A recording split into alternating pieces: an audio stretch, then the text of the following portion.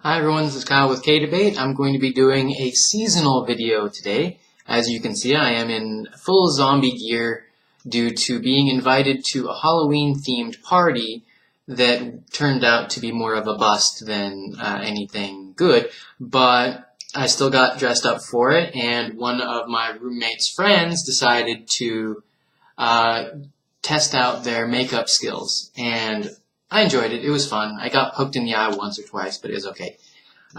This video is going to be on zombies. For one, I kept asking people, why are zombies depicted with a white face when it's supposed to be a pale face due to them being considered cadavers, or even a green face, which is the putrefaction of flesh? Even though it never turns fully green, it does start to turn weird colors if it gets, infected, such as gangrene. That's where it gets its name. But the real thing about zombies, people have been talking for years and years. It's always been around since Night of the Living Dead, and even before that in certain religious groups where zombies were anyone that was brought back from the dead, not necessarily people that don't have the brain function, though that was attributed to the zombies that were based off of, I believe, African not witch doctors, but there were people that would theoretically, I don't know how true this is, but they would poison you with something that would make you appear to be dead, and when you regained consciousness, they would dig you up from the graves, and you would be partially brain dead, and they would use you as servants. I have heard that, and I believe that is the theorized origin story, obviously watered down, but the idea of zombies now, which is usually biological, which is some kind of virus, is probably much more realistic than some of the other aspects, because the definition of zombie is supposed to be somebody that is, for all intents and purposes, dead, but is still functioning. Then there are attributes that people staple onto that, which is they hunger for flesh, they're relentless, they have heightened senses, they don't feel pain, they don't feel anything, they don't think, they just act, they're purely instinctual, things like that. So when you staple all those together, you have the movie adaptation of zombies, where the original idea of zombies is just anyone that was brought back to life. When you start adding things, mostly Hollywood doing it, but also in books, like Frankenstein's monster is considered a zombie. That was turned into, I believe it was originally a story and it was made into a movie. I might be getting that wrong, but Frankenstein's monster was a bunch of body parts stapled together and then revived through lightning and science, pretty much. So he was a zombie. He was very powerful, but he was not evil. He was even intelligent, yet not understanding originally of things like fire. He learned fire. If you read the story, the original story of Frankenstein, which I did, it shows the compassion in Frankenstein's monster, where Frankenstein's monster was not really a monster. It was just something that looked monstrous.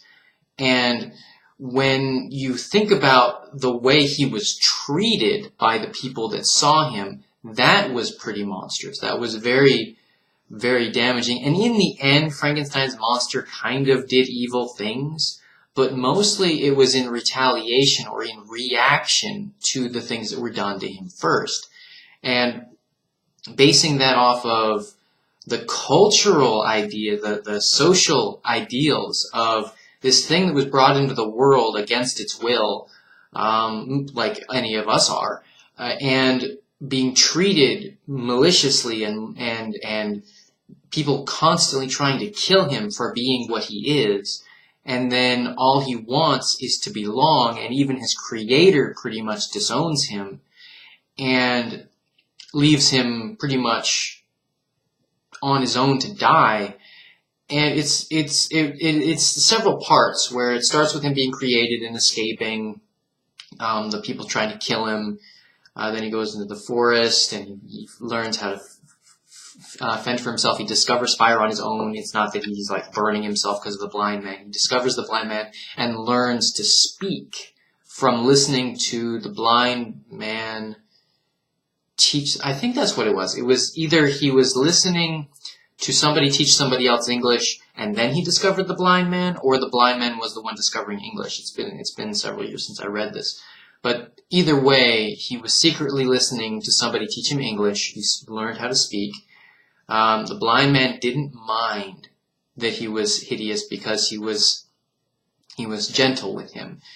And then he got discovered and had to escape. And I remember there was a woman that he was going to kill but didn't. And then he ended up, he found his creator, or his creator found him and made him a female of the exact same type, and then they went off on their own, and that was pretty much the end of it. So they seemed to be almost immortal, very powerful, and the whole idea behind the original concepts were very different than what you see now in like Resident Evil, Silent Hill, and pretty much any game that depicts zombies. They're always mindless, destroying things that try to eat you, and they want your brains, and they want to kill you, and they don't really have a motive besides eat and kill and search. So you have all these different layers in well-written books that, and I think there's a little bit of that in the Warm Bodies movie. I haven't seen it yet. I want to see it, not because I like zombies. I actually don't like zombies very much, but ironic costume, I guess. But maybe it's having a resurgence. Hopefully it's not because of the sexualization of movie monsters that has been happening in recent years. Vampires from Twilight, werewolves from Twilight, and from, what was that movie? The one with the girl, it was the humans versus the vampires versus the werewolves. I can't remember the name of that one. But they've been sexualizing it. It's like Dracula was an older man, but he raped somebody in the movie. It's a very it's almost like a horror scene because of the way it's depicted as him as a monster doing it.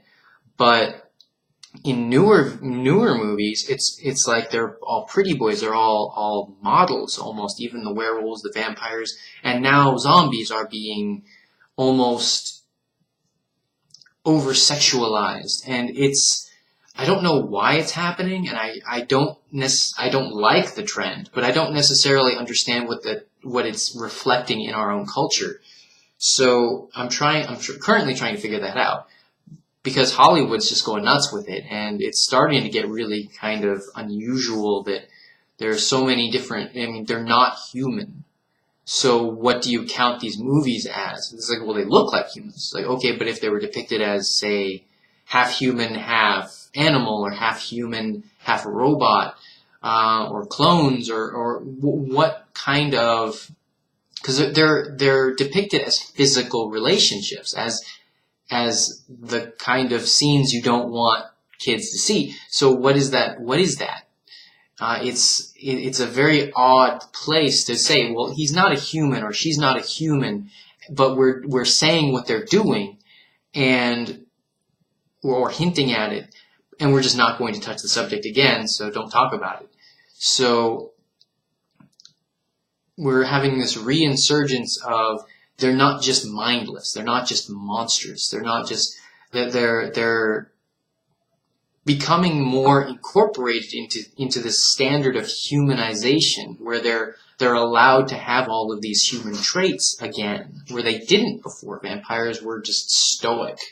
They were complete monsters. They didn't have emotions. They didn't have love. They didn't have, and I don't believe that Twilight directly reflected depicting emotion well in the way when it did, but it was a step up from I am going to mind control rape you in these movies.